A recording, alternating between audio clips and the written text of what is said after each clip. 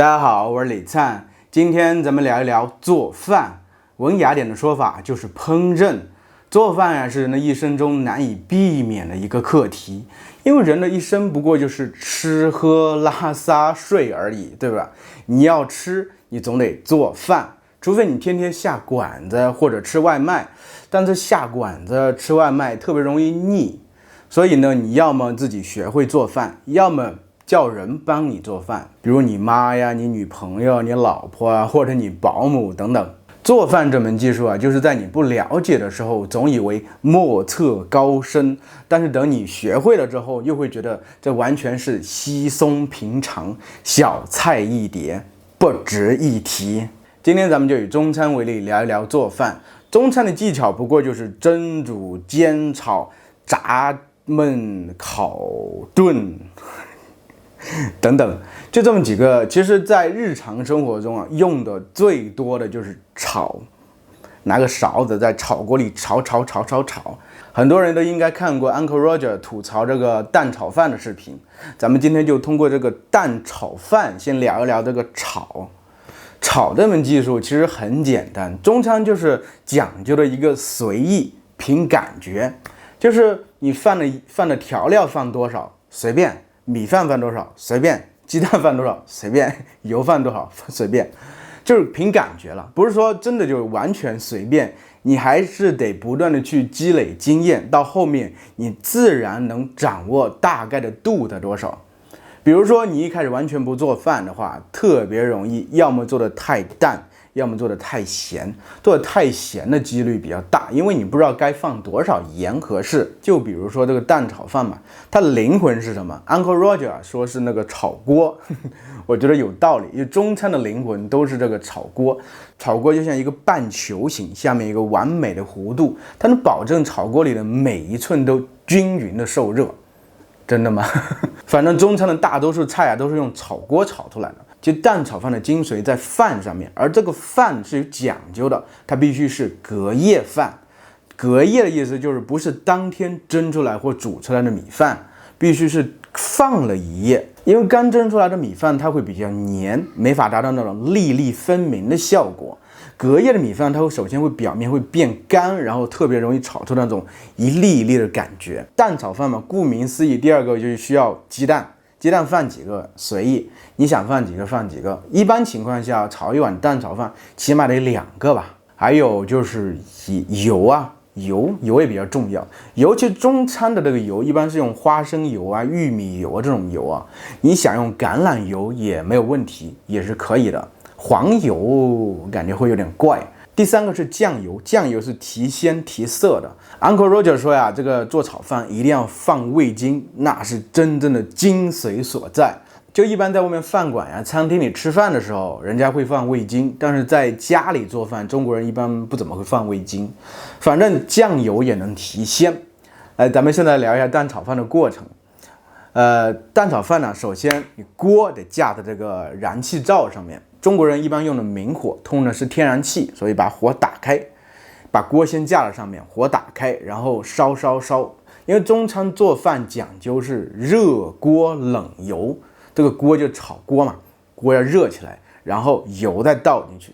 因为首先蛋炒饭它需要炒鸡蛋啊，鸡蛋，所以油得放多一些。下面这一点是我妈教我的，其实我一开始我不是很清楚，就是说等这个油在锅里头烧冒烟了，你要看啊，有点轻薄的烟升起来了，然后你就可以开始把这个鸡蛋放下去了。哦，对，忘了一步，一开始得先把鸡蛋敲到碗里头。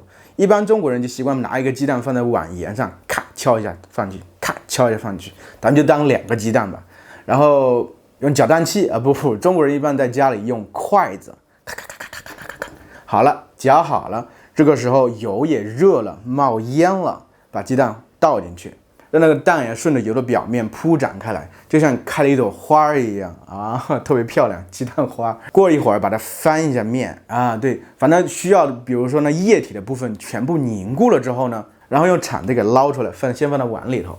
这个时候你可以放一些调料，比如说葱呀，或者比如像胡萝卜呀，都可以放，就看你喜欢吃什么，可以放一些菜丁丁。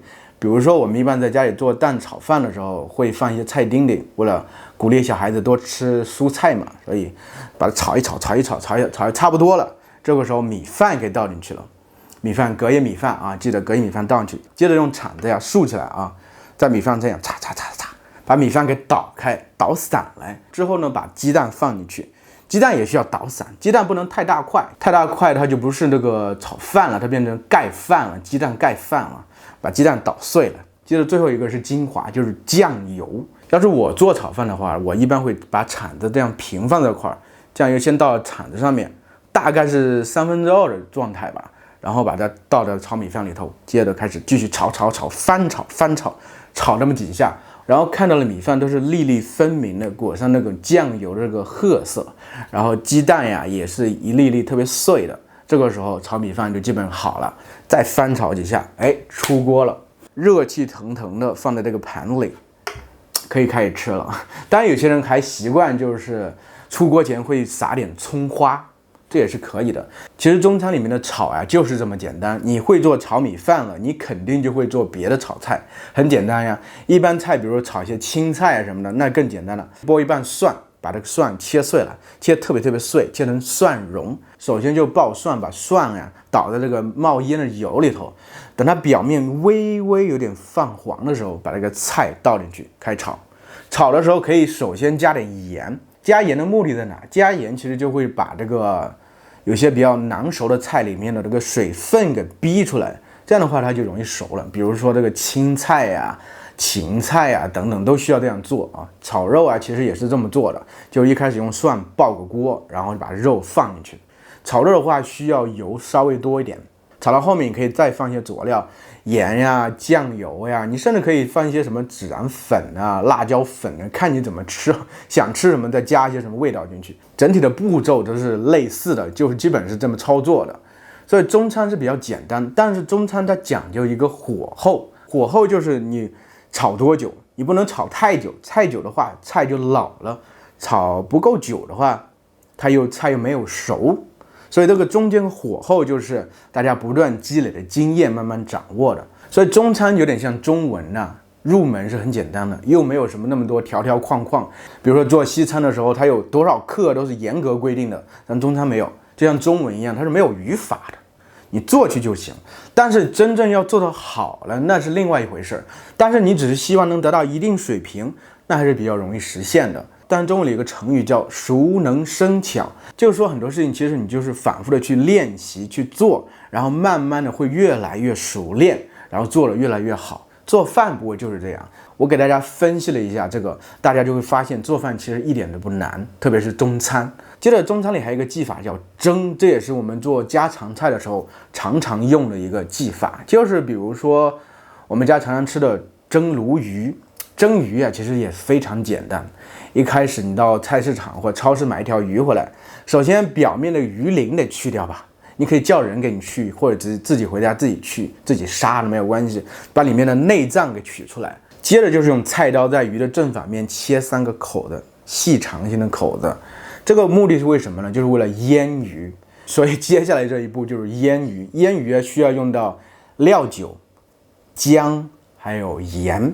先把料酒倒上去，倒料酒的目的是为了去腥，腥味就是鱼本身散发出来一种比较难闻的气味。它除了用这个料酒去腥，还有把这个姜啊切成丝放在上面也去腥，所以双重保护。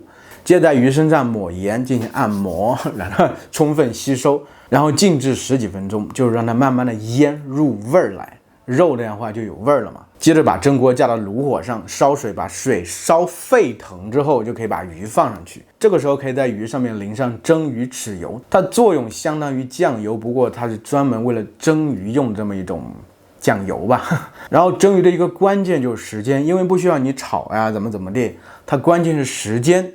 时间呢你要把握好，因为这掌握了其实就是火候，你要蒸多久。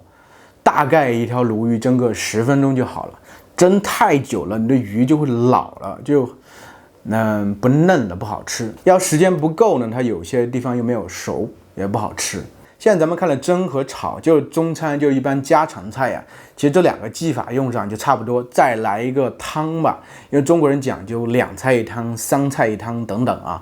在西安这边做汤的话，习惯用西红柿打底，就是把西红柿切成一块一块，然后放到油锅里炒一下，放上盐，把它弄沙来。弄沙的意思就是本来不是一块一块嘛，加上盐之后，它慢慢就变散了，它就变成了这个西红柿酱。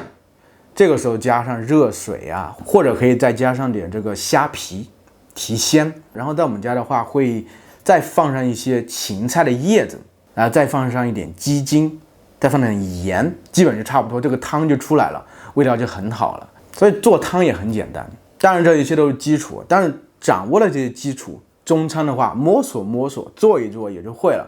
像我们任何人学会做饭都需要一个契机。就像我呀，我一开始肯定是不会做饭的，因为上大学之前在家里吃饭，谁还做饭呀？都是我妈做的，所以有时候会特别想念妈妈的味道。所以妈妈的味道，一方面是真的菜的味道，另外一方面就是自己不用做呀，享受呀，可以懒懒散散在那等着吃饭呀。而我真正做饭的契机是在工作之后啊，工作之后好几年了，等结婚之后，因为当时我老婆是在外地工作，隔1个星期才能回来一趟，特别远，路程得坐大巴得5-6个小时吧，所以回来一趟挺不容易的。中间他不回来，我会上去，就是这样。关键是什么？一开始我都是在公司附近就随便吃点什么，但后来吃腻了，就想着自己开始做饭，拨拉几个菜。其实发现，做菜没有那么难啊，就着食谱，然后开始随便做几个菜。因为我大学是在重庆上的嘛，所以我对川味的菜特别喜欢。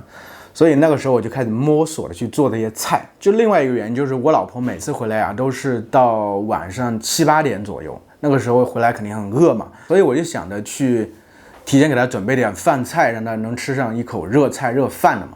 所以慢慢我就学会了做饭。然后等她怀孕了生孩子之后，都是我给她做饭。她当时也觉得我做饭特别好吃，我感觉就受了鼓励嘛。